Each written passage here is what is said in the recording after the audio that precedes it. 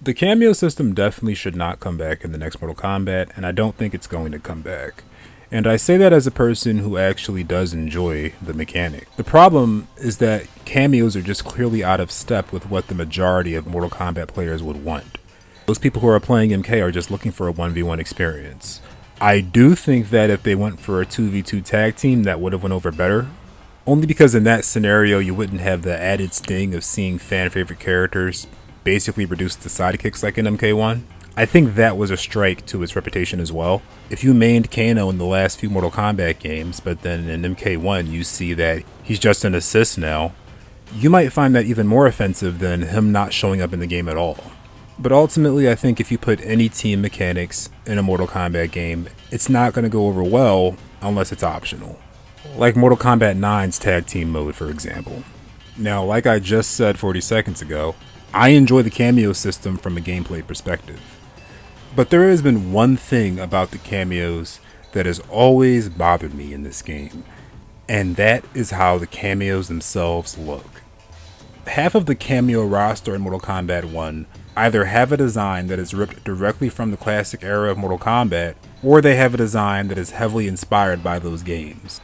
The end result is me picking Reptile as my main fighter and Sonya Blade as an assist.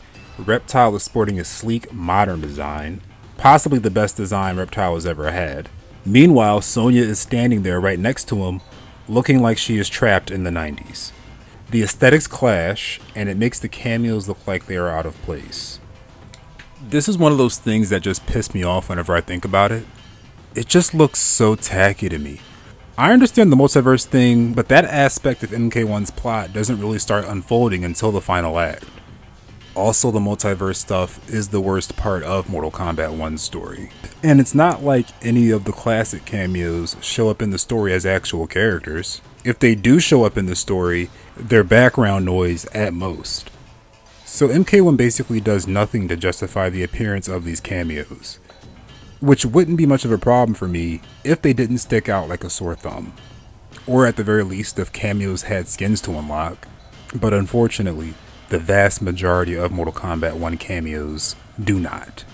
Sonya has an extra skin, but it's also based off of the early Mortal Kombat games, so that just leaves Cyrax and Sector, who both have skins that are based off of their Mortal Kombat 11 designs. And these skins would definitely quell the issue that I have with the cameo system, since these designs are way more modern than their UMK3 counterparts.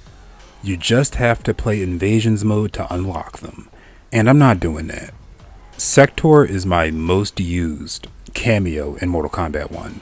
You can't pay me to play Invasions mode, I'm sorry. I'm not sorry about that actually, F that mode. But yeah, that's pretty much it. I just wanted to complain for a second about that specific aspect of the cameo system. Well, not even the system, just the cameos themselves. I just feel like a lot of those early MK designs clash with the more modern takes, and it just makes the whole thing look kind of out of place. Feels like they were just kind of like banking on nostalgia and trying to make the whole system feel like a novelty, instead of doing their absolute best to make sure that it felt like it was cohesive and belonged in the game. And again, I say that as a person that actually enjoys the system from a gameplay perspective. But let me know if you guys think this is a weird nitpick or if I'm onto something here. I mean, I'm still going to think the same thing regardless, but I just want to know what y'all think. And that's going to be it. Goodbye.